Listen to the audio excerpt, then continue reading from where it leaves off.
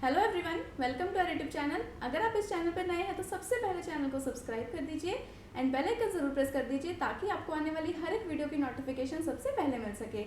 जैसा कि आप सब जानते हैं, हमारी चल रही है मार्केटिंग मैनेजमेंट की सीरीज, राइट। इसमें आज जो टॉपिक रहेगा वो रहेगा मार्केटिंग मिक्स का। चलिए बिना किसी देरी के हम जल्दी से स्टार्ट करते हैं।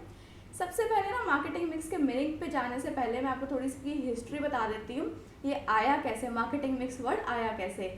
तो ना एक प्रोफेसर थे जिनका नेम क्या था, प्रोफेसर जेम्स कुलिटन। ठीक है, प्रोफेसर जेम्स कुलिटन। उन्होंने ना एक आर्टिकल पब्लिश किया था जिसका नेम था the management of marketing cost. कब पब्लिश किया था?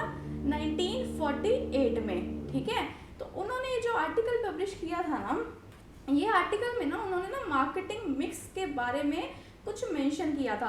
टर्म नहीं निकाली थी, कुछ मेंशन किया था। इन्होंने क्या बोला था ना कि जो मार्केटर्स होते हैं ना, वो सभी के सभी मार्केटिंग के जितने भी इंग्रेडिएंट्स होते हैं ना उसको मिक्स कर देते हैं। तो सभी, जैसे अभी आपका ना एक डिश बनानी है ना, तो डिश बनाते हुए कैसे आपका सभी रेसिपीज़ को सभी इंग्रेडिएंट्स को मिक्स कर देते हैं, तो वैसे ही बेसिकली मार्केटर क्या करता है, वो क्या करता है, सभी के सभी जितने भी मार्केटिंग के टूल्स होते हैं ना, लाइक प्रोडक्ट है, प्रमोशन है, जितने भी चीज़ें हैं, वेरिएबल्स होते हैं, उन सबको क्या कर देता है, मिक्स कर देता है। तो मिक्सर हुआ कि नहीं हुआ इंग्रेडिएंट्स का। तो वहाँ से इंस्पिरेशन लेकर के प्रोफेसर नील एच बॉर्डन थे। कौन? प्रोफेसर नील एच बॉर्डन। उन्होंने सोचा है कि टर्म ही निकाल दी जाए, तो उन्होंने मार्केटिंग मिक्स की टर्म निकाल दी। बेसिकली टर्म को निकाला किसने? मार्केटिंग मिक्स टर्म को निकाला किसने? प्रोफेसर नील एच बॉर्डन ने। डन। और उसके अलावा इनको इंस्पिरेशन कहाँ से मिली? प्रोफेसर जेम्स कुलिटन से, जिन्होंने थोड़ा बहुत मार्केटिंग मिक्स या मिक्स के बारे में मेंशन किया था अपने आर्टिकल में। दोनों ही जने काम कहाँ पे करते थे? दोनों ही जने प्रोफेसर थे हार्वर्ड बिजनेस स्कूल लंदन में। ये दोनों ही जने प्रोफेसर थे। ठीक है, इसकी थोड़ी हिस्ट्री थी। मीनिंग पे अगर हम चलें तो मीनिंग क्या होता है? मार्केटिंग मिक्स का मतलब सारे के सारे जितने भी मार्केटिंग के वेरिएबल्स होते हैं, टूल्स होते हैं, उनका कॉम्बिनेशन, उनका सेट, जो कि एक मार्केटर या एक फर्म यूज़ करती है अपने मार्केटिंग ऑब्जेक्टिव्स को पूरा करने के लिए। मार्केटिंग ऑब्जेक्टिव्स क्या कुछ हो सकते हैं?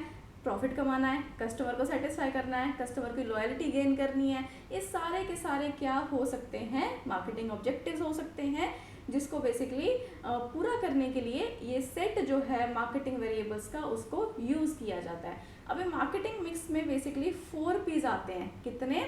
4 पीस आते हैं। दिए किसने थे ये 4 पीस? ए जेरोम मैकार्थी ने 1960 के अंदर इन 4 पीस को डेवलप किया था। डन।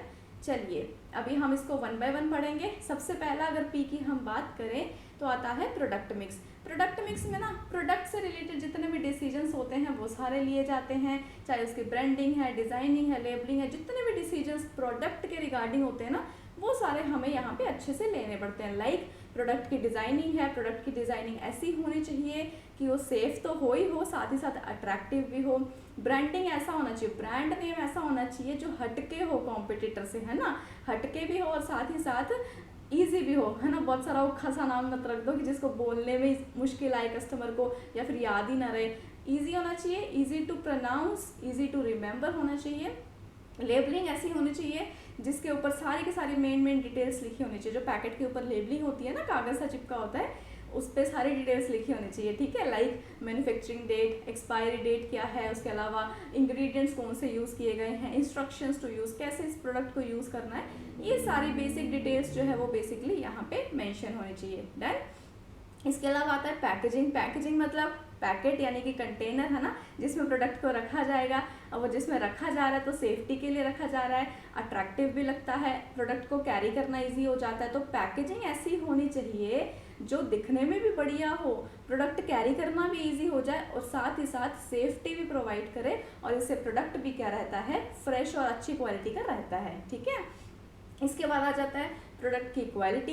ये हमें डिसाइड करनी होती है। प्रोडक्ट की क्वालिटी ना बेसिकली हम कई सारे टर्म्स में फिक्स कर सकते हैं कि लाइक उसके वेट के बेसिस पे, लाइक ज़्यादा वेट है, कम वेट है ना, कलर के बेसिस पे क्वालिटी फिक्स हो सकती है, डिफरेंट साइज़ के बेसिस पे, क्वांटिटी के बेसिस पे, बहुत सारे टर्म्स के बेसिस पे हम यहाँ पे क्वालिटी फिक्स कर सकते हैं। ठीक है, अब क्वालिटी डिपेंड किस पे करती है? डिपेंड इस पे करेगी कि प्रोडक्ट के अंदर मटीरियल कौन सा यूज़ किया है। जितना बढ़िया मटीरियल हम लोग यूज़ करेंगे उतनी अच्छी क्वालिटी होगी, है ना। चलिए आगे हम चलते हैं प्रोडक्ट लाइन पे। ये भी हमें डिसाइड करना होता है। प्रोडक्ट लाइन क्या होता है ना, जितने भी क्लोजली रिलेटेड प्रोडक्ट्स होते हैं उसके ग्रुप को हम क्या बोलते हैं, प्रोडक्ट लाइन बोलते हैं, राइट। अभी जैसे ना एक इलेक्ट्रॉनिक्स की कंपनी है, इलेक्ट्रॉनिक्स की कंपनी क्या करेगी, टीवी भी बना रही है, वॉशिंग मशीन भी बना रही है, उसके अलावा मोबाइल फ़ोन भी बेच रही है, कुछ भी मतलब जो भी इलेक्ट्रॉनिक्स आइटम्स होती है ना, वो कितनी प्रोडक्ट्स वो बेच रही है, कितने डिफरेंट वैरायटी वो दे रही है, क्लोजली रिलेटेड होते हैं सारे प्रोडक्ट्स, उसी को हम क्या बोलते हैं, प्रोडक्ट लाइन। अभी जैसे टीवी की एक लाइन हो गई, रेफ्रिजरेटर की एक लाइन होगी, वॉशिंग मशीन की एक लाइन होगी, तो ये सारी प्रोडक्ट लाइंस होगी। अभी यही चीज़ यहाँ पे हमें डिसाइड करनी होती है कि कितनी प्रोडक्ट लाइन लेकर के आनी है, कौन कौन से उसमें प्रोडक्ट लेकर के आने हैं। एक प्रोडक्ट लाइन में लाइक फॉर एग्जांपल टीवी की लाइन है तो टीवी में कितनी वैरायटीज लेकर के आनी है, ये सारी चीज़ें हमें यहाँ पे डिसाइड करनी होती है। डन, आया समझ। पहला पी प्रोडक्ट मिक्स। चलिए आगे चलते हैं नेक्स्ट पी पे, सेकेंड पी पे। सेकेंड पी कौन सा है, प्राइस मिक्स। प्राइस मिक्स में क्या होता है ना, प्राइस से रिलेटेड जितने भी डिसीजंस होते हैं वो हमें यहाँ पे लेने होते हैं। सबसे पहले नंबर पे तो हमें प्राइसिंग पॉलिसी डिसाइड करनी होती है। प्राइसिंग पॉलिसी में हम क्या डिसाइड करेंगे कि हमें प्राइस सेट कैसे करना है। बहुत सारे फैक्टर्स होते हैं लाइक डिमांड कितनी है मार्केट में, कॉस्ट कैसी है प्रोडक्ट की, कितना खर्चा आ रहा है, कितना हम लोग मार्जिन रखना चाहते हैं ना, उसके अलावा कंपटीशन कितना है मार्केट में। ये सारे के सारे फैक्टर्स को हमें ध्यान में रख करके प्राइस सेट करना होता है। तो बेसिकली हम यहाँ पे प्राइसिंग पॉलिसी बनाते हैं कि कौन से फैक्टर को हम लोग ज़्यादा कंसीडर करेंगे, कौन से को कम कंसीडर करेंगे, तो वो सारी चीज़ें सेट करके फिर यहाँ पे प्राइस डिसाइड किया जाता है। इसके अलावा क्रेडिट भी देना पड़ता है, उधार भी देना पड़ता है। लिक्विडिटी क्या हो जाएगी, अगर हम लोग क्या देंगे, बहुत ज़्यादा उधार दे रहे हैं तो लिक्विडिटी कम हो जाएगी, बहुत कम उधार दे रहे हैं तो प्रॉफिटेबिलिटी कम हो जाएगी, है ना। बहुत कम उधार देंगे तो सारे के सारे अभी उधार पे तो चाहते ही हैं, तो फिर वो नहीं लेंगे तो प्रॉफिटेबिलिटी डाउन हो जाएगी। अभी इन दैट केस हमें यहाँ पे ये चीज़ डिसाइड करनी होती है कि हमें राइट अमाउंट ऑफ क्रेडिट कितना देना है, कितना उधार हमें देना है, और साथ में उसकी टाइम ड्यूरेशन क्या होगी, 10 दिन का देना है, हफ्ते का देना है, 15 दिन का देना है, कितने दिन का देना है। उसके अलावा अगर उस पर बाई चांस अभी पेमेंट नहीं आई 10 दिन बाद तो इंटरेस्ट कितना चार्ज करना है। ये सारी चीज़ें हमें किस में डिसाइड करनी होती है, टर्म्स ऑफ क्रेडिट में, ठीक है। इसके अलावा प्रॉफिट मार्जिन तो ऑब्वियसली हम लोग डिसाइड करेंगे, है ना, प्राइस मिक्स के अंदर। तो प्रॉफिट अमाउंट कितना रखना है, फॉर एग्जांपल हमने यहाँ पे 20% का मार्जिन रख लिया। 20% के अंदर अगर बाई चांस कोई कस्टमर ऐसा आ जाता है जो डिस्काउंट चाहता है, सो इन दैट केस हमें उसे कितना मैक्सिमम डिस्काउंट हम लोग दे सकते हैं, 5% का, 10% का, 15% का। इससे ज़्यादा तो फिर चलो लास्ट 20% भी दे दिया, फिर उससे बाद तो हमें लॉस होएगा, है ना। तो फिर यहाँ पे डिस्काउंट हम लोग कितना दे सकते हैं वो चीज़ भी यहाँ पे डिसाइड करनी रहती है। सो ये कौन सा हो गया अपना second P, that is price mix. Done. चलिए इसके बाद हम चलते हैं थर्ड पी पे, that is promotion mix. Promotion mix में क्या डिसाइड करना होता है ना कि कितने हम लोग टूल्स यूज़ करेंगे प्रमोशन के, एक टूल यूज़ करेंगे या फिर एक से ज़्यादा करेंगे, कब करेंगे, कितना करेंगे, कॉम्बिनेशन यूज़ करेंगे, किस किस को लेंगे हम यहाँ पर प्रमोशन करने के लिए, कौन से टूल को, वही चीज़ बस हमें यहाँ पे डिसाइड करनी होती है। बहुत सारे टूल्स होते हैं, देखो ये तो मैं आपको सिलेबस में दिया हुआ है तो मैं इसको आपको 1 बाय 1 तो करवाऊंगी। अभी के लिए मैं आपको शॉर्ट में मीनिंग बता देती हूँ। सबसे पहले क्या है, एडवर्टाइजिंग। एडवर्टाइजिंग में क्या होता है ना कि जैसे टीवी पे एडवर्टाइजमेंट आ रही है ना, अभी यहाँ पे पर्सनल कांटेक्ट हो रहा है, नहीं हो रहा, पैसे भी लगते हैं एडवर्टाइजमेंट करवाने के, है ना। तो ऐड करवाने के लिए पैसे लगते हैं, पेड फॉर्म हो गया, नॉन पर्सनल हो गया, फेस टू फेस कांटेक्ट नहीं है, लार्ज ऑडियंस तक, वाइडली स्कैटर्ड जो ऑडियंस है ना, फैली होती है पूरे इंडिया में या पूरे दुनिया में या पूरे एक स्टेट में, कैसे भी कह सकते हैं आप। तो उस ऑडियंस तक, मास ऑडियंस तक हमारा मैसेज एक बार में पहुंच जाता है, ठीक है। तो उसे हम लोग एडवर्टाइजिंग कहते हैं। अभी यहाँ पे हमें डिसाइड करना होता है टीवी के थ्रू करना है एडवर्टाइजिंग, न्यूज़पेपर के थ्रू, कौन सा मीडिया हमने लेना है, उसका बजट क्या रहेगा, कितना खर्चा हम उस पर कर सकते हैं, शेड्यूल क्या होगा, किस टाइम पे एडवर्टाइजमेंट दिखेगी, है ना। तो ये सारी चीज़ें हमें यहाँ पे डिसाइड करनी होती है। इसके बाद आता है second P, that is personal selling. Personal selling क्या होता है ना, जैसे आपने देखा होगा कि किसी भी कंपनी के सेल्स पर्सन होते हैं, है ना। अभी वो सेल्स पर्सन आते हैं, डिफरेंट शॉप्स पे जाते हैं, कंपनी के प्रोडक्ट को बेच कर आते हैं। तो यहाँ पे हमें ये डिसाइड करना होता है कितने सेल्स पर्सन रखने हैं, उनकी सैलरी क्या रहेगी, उनको ट्रेनिंग कैसे देनी है, उनको मोटिवेट कैसे करना है, ये सारी चीज़ें पर्सनल सेलिंग में डिसाइड की जाती हैं। देन इसके बाद हम चलते हैं सेल्स प्रमोशन पे। सेल्स प्रमोशन में जैसे अभी आपने देखा होगा अगर आप तारक मेहता वाला जेठालाल वाला सीरियल देखते हो तो जैसे अभी उन्होंने ना एक दिन का वो कॉन्टेस्ट निकाला था, लकी ड्रॉ है ना, सबको लकी ड्रॉ नंबर दे दिया, सबने परचेजिंग की, भर भर के परचेजिंग की, देन एट द एंड जो है वो लकी ड्रॉ नंबर निकले, बहुत सारे गिफ्ट्स निकले और सबसे बड़ा जो प्राइस था वो था गाड़ी, है ना, कार थी जो वो गीता जी को मिल गई थी। सो बेसिकली यहाँ पे वही होता है सेल्स प्रमोशन की जो टेक्निक्स होती है, जो इंसेंटिव्स दिए जाते हैं, ये बेसिकली ना ज़्यादा लंबे टाइम के लिए नहीं होते, ये शॉर्ट टाइम के लिए होते हैं, लाइक 1 दिन 2 दिन 3 दिन, बस इतना ही रहते हैं, ठीक है। एकदम से ना सेल्स को बूस्ट करने के लिए और एक नई ऑडियंस को अट्रैक्ट करने के लिए सेल्स प्रमोशन की जाती है। इसके अलावा इसके अंदर फ्री गिफ्ट्स आ जाते हैं, डिस्काउंट्स आ जाते हैं, ये सारी चीज़ें इसके अंदर आ जाती हैं। डन, चलिए इसके बाद और कौन कौन से प्रमोशन के लिए टूल्स हो सकते हैं। पब्लिसिटी हो सकती है। पब्लिसिटी मतलब एक ना, जैसे आपने देखा होगा कुछ प्रेस रिलीज निकल गया, कुछ नोटिस निकल गया, ये पॉजिटिव भी हो सकती है, नेगेटिव भी। कई बार ना आपने देखा होगा कि र्यूमर फैल गया कि ये प्रोडक्ट अच्छा नहीं है, ये प्रोडक्ट बेकार है ना। तो बस बेसिकली पब्लिसिटी की जाती है एकदम से अटेंशन गेन करने के लिए, मतलब जो ऑडियंस है ना उसको, उसकी अटेंशन गेन करने के लिए, उसको अवेयर करने के लिए पब्लिसिटी की जाती है। ज़रूरी नहीं है कि पॉजिटिव भी हो, नेगेटिव भी हो सकते हैं, कई बार नेगेटिव र्यूमर भी फैल जाता है, ठीक है। उसके अलावा जो है पब्लिक रिलेशन है, ये हमेशा पॉजिटिव होगी। अभी यहाँ तो कंपनी है ना, अभी कंपनी अच्छे अच्छे रिलेशंस मेंटेन करेगी डिफरेंट पार्टीज़ के साथ, चाहे वो कॉम्पिटिटर्स ही क्यों ना है, कस्टमर्स हैं, गवर्नमेंट के अथॉरिटी के जो डिपार्टमेंट्स रहते हैं, बेसिकली गवर्नमेंट डिपार्टमेंट्स में जो लोग रहते हैं उनके साथ, अपने शेयर होल्डर्स के साथ, सप्लायर्स के साथ, जितनी भी पार्टीज़ होती हैं उनके साथ एक अच्छे रिलेशंस यहाँ पे मेंटेन किए जाते हैं। डन, चलिए इसके बाद उसके अलावा डिजिटल मार्केटिंग भी यूज़ कर सकती है कंपनी प्रमोशन करने के लिए। डिजिटल मार्केटिंग में क्या होता है, जितने भी ऑनलाइन टूल्स होते हैं ना उनका यूज़ किया जाता है, जैसे लाइक सोशल मीडिया हो गया, है ना, ये सब डिजिटल मार्केटिंग में काम आता है। तो जहाँ पे भी इंटरनेट या कंप्यूटर का यूज़ हो रहा है तो वो सब डिजिटल मार्केटिंग की टेक्निक्स हो जाती हैं, ठीक है। डन, चलिए ये हो गया जी अपना थर्ड पी। इसके बाद हम चलते हैं फोर्थ पी पे, that is place mix. Place mix में क्या होता है ना सॉरी, प्लेस मिक्स में क्या होता है ना, इसमें हमें प्लेस डिसाइड करना होता है। पहला तो इसमें एक प्लेस होता है कि जैसे प्रोड्यूसर से लेकर के कंज्यूमर तक प्रोडक्ट जाएगा कैसे, कितने होलसेलर्स होंगे, कितने रिटेलर्स होंगे, कितने एजेंट्स होंगे, ये सारी चीज़ें हमें डिसाइड करनी होती है, ठीक है। इसके बाद जो आता है फिजिकल डिस्ट्रीब्यूशन। फिजिकल डिस्ट्रीब्यूशन में क्या होता है ना कि अभी ट्रांसपोर्ट करना है, पैदल तो जा नहीं सकते हैं ना, तो यहाँ पे बेसिकली ट्रांसपोर्ट मीडियम क्या होगा, मोड क्या होगा, बाय रोड जाएगा, ट्रक के थ्रू भेजना है, ट्रेन के थ्रू भेजना है, कौन से यहाँ पे हम लोगों ने मोड सिलेक्ट करना है, वो सारी चीज़ें आती हैं। ज़्यादा हो गए प्रोडक्ट्स तो उसको स्टोर करना पड़ेगा, वेयर हाउसिंग करनी पड़ेगी। वेयर हाउसिंग मतलब प्रोडक्ट को स्टोर करके रखना, ठीक है। इसके बाद इन्वेंट्री कितना रखना है, बहुत ज़्यादा इन्वेंट्री रखेंगे तो ख़राब हो जाएगा स्टॉक पड़ा पड़ा, बहुत कम रखेंगे तो एकदम से ज़रूरत पड़ सकती है, तो कितना हमें यहाँ पे इन्वेंट्री रखना है ये भी डिसाइड किया जाता है। उसके अलावा ऑर्डर प्रोसेसिंग टाइम कितना होगा, बाई चांस अपने को ऑर्डर रिसीव हुआ है ना, होगा ही ऑब्वियसली, बिजनेस लेके बैठे हैं तो ऑर्डर्स आएंगे, तो ऑर्डर्स आने के बाद उसको डिलीवरी तक कितना उसका ऑर्डर प्रोसेसिंग टाइम रहेगा डिलीवर करने तक, वो सारी चीज़ें यहाँ पे डिसाइड की जाती हैं, ठीक है। डन, सो ये हो गए जी अपने कितने 4 पीस हो गए। अभी और भी पीस हैं, ठीक है, अभी यहाँ पे ख़त्म नहीं हुए हैं। इसके बाद ना ये तो हमने ना बेसिकली जो प्रोडक्ट सेक्टर में जो स्टार्टिंग में मैकार्थी ने दिए थे 1960 में, वो 4 पीस जो बहुत ही ज़्यादा इम्पॉर्टेंट है पेपर पॉइंट ऑफ व्यू से भी, तो ये तो ना 4 पीस तो एज इट इज़ ही हैं।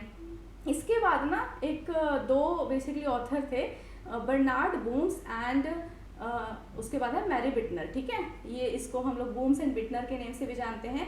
इन्होंने 1981 के अंदर 3 और पीस दिए थे जो पर्टिकुलरली सर्विस सेक्टर के अंदर यूज़ होते हैं। अभी इन्होंने बोला कि हाँ भी आपने गुड्स को तो चलो ले लिया है ना, कुछ सर्विसेज भी प्रोवाइड करनी होती है, उसके अंदर कुछ लोग भी होते हैं, प्रोसेसेस भी होते हैं, एक्स्ट्रा चीज़ें भी देखनी पड़ती हैं। तो यहाँ पे बेसिकली 3 और पीस उन्होंने किसके अंदर दिए, क्वेश्चन आ सकता है सर्विस सेक्टर के अंदर, ठीक है, सर्विस सेक्टर के अंदर दिए थे। क्या कुछ कहते हैं ये एडिशनल 3 पीस, वो भी हम देख लेते हैं।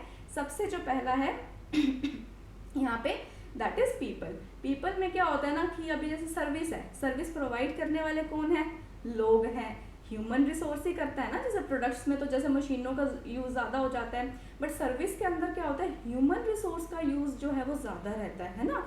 तो यहाँ पे एम्प्लॉयज़ को अच्छे से मोटिवेट रखना, उनकी स्किल्स को अपग्रेड करते रहना, उनका एटीट्यूड, उनका बिहेवियर, ये सारी की सारी चीज़ें इंपॉर्टेंट हो जाती है।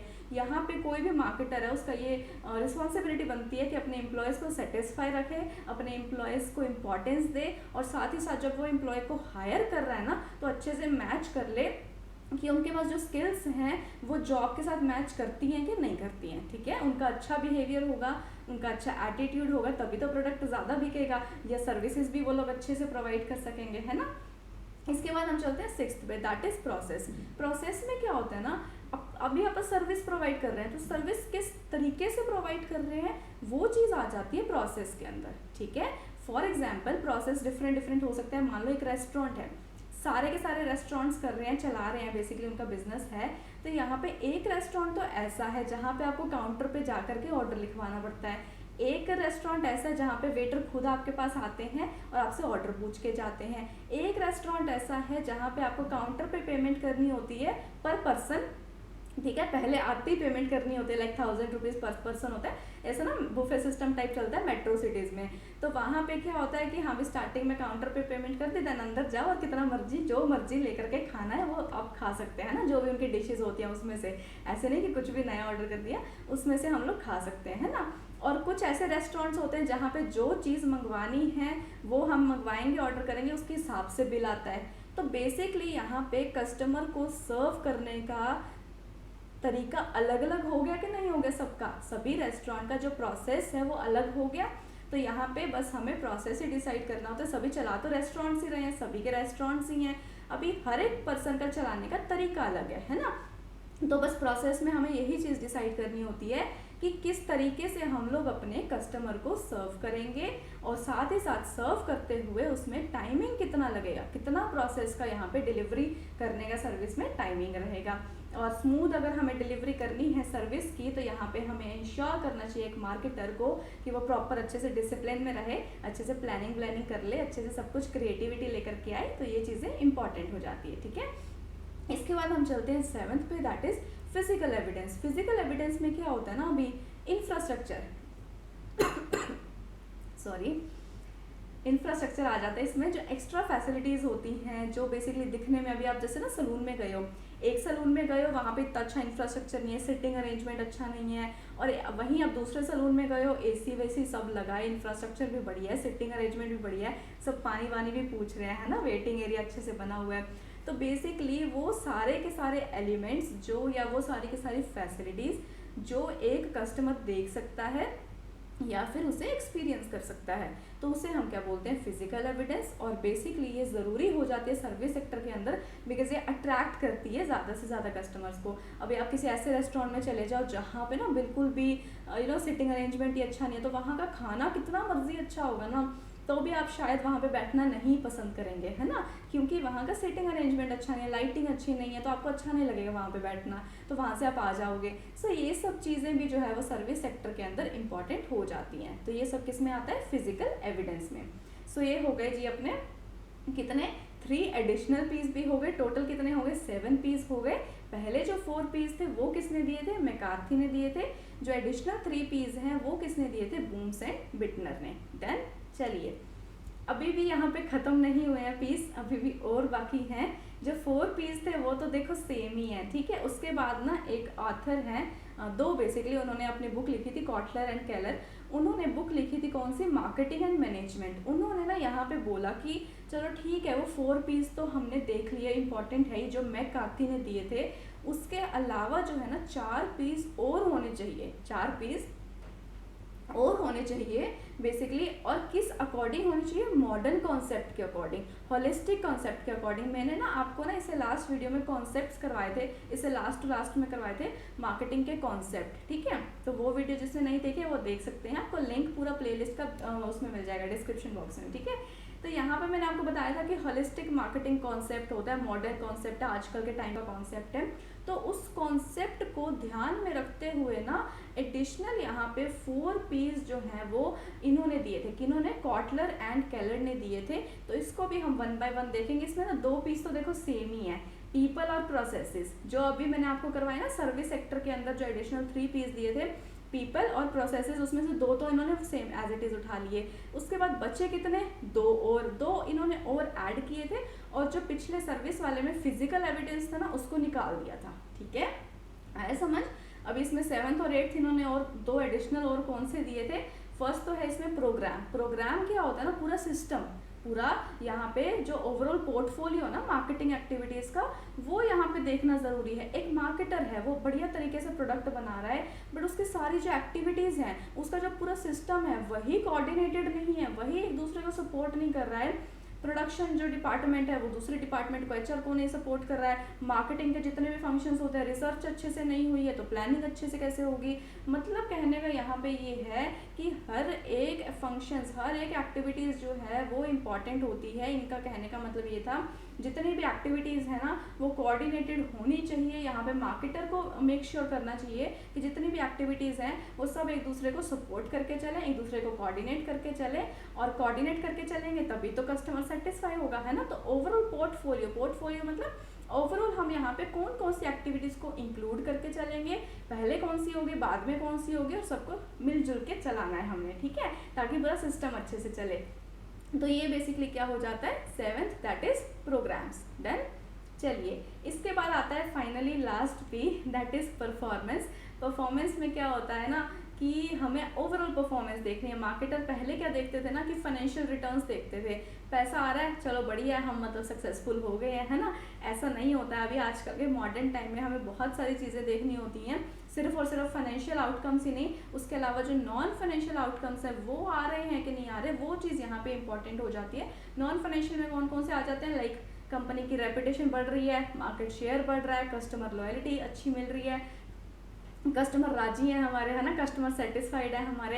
ये सब चीज़ें अगर हमें मिल रही है, एक अच्छा हमारा नाम है मार्केट के अंदर, बढ़िया हम खुश हैं, राजी हैं, प्रोडक्ट हम कस्टमर के अकॉर्डिंग बना रहे हैं, दैट मीन्स हमारी ओवरऑल जो परफॉर्मेंस है फाइनेंशियल प्लस नॉन फाइनेंशियल जो परफॉर्मेंस है वो अच्छी हो जाती है। ठीक है, तो यहाँ पे मार्केटर इस चीज़ को लेकर के भी कंसर्न होता है कि आजकल के टाइम में सिर्फ फाइनेंशियल से काम नहीं चलेगा, नॉन फाइनेंशियल आउटकम्स भी हमें चाहिए होंगे। ठीक है, चलिए ये हो गए जी अपने कितने 4 piece, then 7 piece, then 8 piece. ठीक है, इसके बाद कुछ फैक्टर्स आते हैं जो मार्केटिंग मिक्स को अफेक्ट करते हैं, वो भी मैं आपको आज की वीडियो में करवा रही हूँ, बिल्कुल इजी से है। इसमें ना अब जैसे मार्केटिंग मिक्स है वो क्या होता है ना, डायनेमिक होता है। मैंने आपको स्टार्टिंग में जो फर्स्ट इंट्रोडक्शन का लेक्चर करवाया था उसमें मैंने आपको फीचर्स में बताया था मार्केटिंग मिक्स क्या होता है, डायनेमिक होता है नेचर में। तो यहाँ पे वो डायनेमिक होता है मतलब चेंज होता रहता है। क्यों चेंज होता है वो, क्योंकि उसको बहुत सारे फैक्टर्स हैं जिसके पीछे लगे रहते हैं अफेक्ट करने के लिए। ठीक है, तो यहाँ पे ना बेसिकली 2 टाइप के फैक्टर्स आ जाते हैं, पहला अनकंट्रोलेबल, दूसरा कंट्रोलेबल। ठीक है, सबसे पहले हम करेंगे अनकंट्रोलेबल। अनकंट्रोलेबल में क्या होता है ना, सिंपल सी एक चीज़ है, कंट्रोल में तो है नहीं हमारे, है ना, नो कंट्रोल है हमारा, कुछ भी कंट्रोल नहीं है। तो यहाँ पे ये फैक्टर्स में चेंज आएगा, उसके अकॉर्डिंग मार्केटर को अपना मार्केटिंग मिक्स चेंज करना पड़ेगा। बस इतनी सी बात आ जाती है इसमें। ये फैक्टर्स क्योंकि मार्केट में प्रेजेंट होते हैं, एक्सटर्नली प्रेजेंट होते हैं, इस वजह से इनको मार्केट फैक्टर्स भी बोला जाता है। डन। इसमें हो कौन कौन से सकते हैं, सिंपल से है, कंज्यूमर है, कंज्यूमर का बिहेवियर चेंज हो गया, उसकी इनकम चेंज होगी, उसके फैशन में चेंज आ गया, उसका स्टेटस चेंज हो गया, उस चक्कर में उसका बाइंग बिहेवियर चेंज हो गया, उसने अपनी प्रेफरेंसेस को चेंज कर लिया। कॉम्पिटिटर है, उसने अपने स्ट्रेटेजीज को चेंज कर लिया, उसने कुछ प्राइसेस में ऊपर नीचे कर लिया, या फिर उसने कुछ नए यूनिक फीचर्स ऐड कर दिए अपने प्रोडक्ट के अंदर। इंटरमीडियरी है, होलसेलर है, रिटेलर है, छोड़ के भाग गए, उन्होंने मना ही कर दिया काम करने से कि हम तो आपके साथ काम ही नहीं करते, या हम लोग बिजनेस ही बंद कर रहे हैं। ठीक है, या फिर उनका एटीट्यूड या उनका बिहेवियर में चेंजेस आ गए, कुछ भी चेंजेस आ सके। उसके अलावा गवर्नमेंट है, गवर्नमेंट ने कोई पॉलिसी चेंज कर दी, प्राइसेस पे कम ज़्यादा पे कोई भी मतलब पॉलिसीज़ वो लोग चेंज कर सकते हैं, प्राइस के रिगार्डिंग, क्वालिटी के रिगार्डिंग, प्रोडक्ट के रिगार्डिंग, मटेरियल के रिगार्डिंग, किसी भी चीज़ के रिगार्डिंग अगर उन्होंने कोई पॉलिसी या रूल को चेंज कर दिया, ये सारी चीज़ों में अगर कहीं पे भी कुछ भी चेंज आता है तो हम कुछ कर तो सकते नहीं है। ठीक है, हमें एट द एंड करना क्या पड़ता है, हम अपना मार्केटिंग मिक्स चेंज कर सकते हैं, तो वो हमें करना पड़ता है। ठीक है, ये हमारे कंट्रोल में नहीं होते। इसके बाद हम चलें, इसका अपोजिट कर दो, that is controllable factors. Controllable factors कौन से होते हैं, जो हमारे कंट्रोल में हैं। ये क्या होता है ना, इन दोनों में डिफरेंस क्या होता है वो ध्यान से समझना। मार्केटिंग मिक्स अपने आप चेंज हो जाएगा अगर हम लोग किसी भी एक फैक्टर में चेंज करते हैं, तो अपने आप चेंज हो जाएगा। अनकंट्रोलेबल में मैंने आपको क्या बताया कि हमें चेंज करना पड़ेगा मार्केटिंग मिक्स में, क्योंकि बाहर के फैक्टर्स में चेंज आ गया। यहाँ पर क्या होता है, कंट्रोलेबल में अपने आप चेंज हो जाएगा क्योंकि हमने जानबूझ के किसी भी फैक्टर में चेंज कर दिया। तो बस यही डिफरेंस होता है दोनों में, ठीक है। और ये जो फैक्टर्स होते हैं वो किससे रिलेटेड होते हैं, अपने मार्केटिंग एक्टिविटी से रिलेटेड होंगे।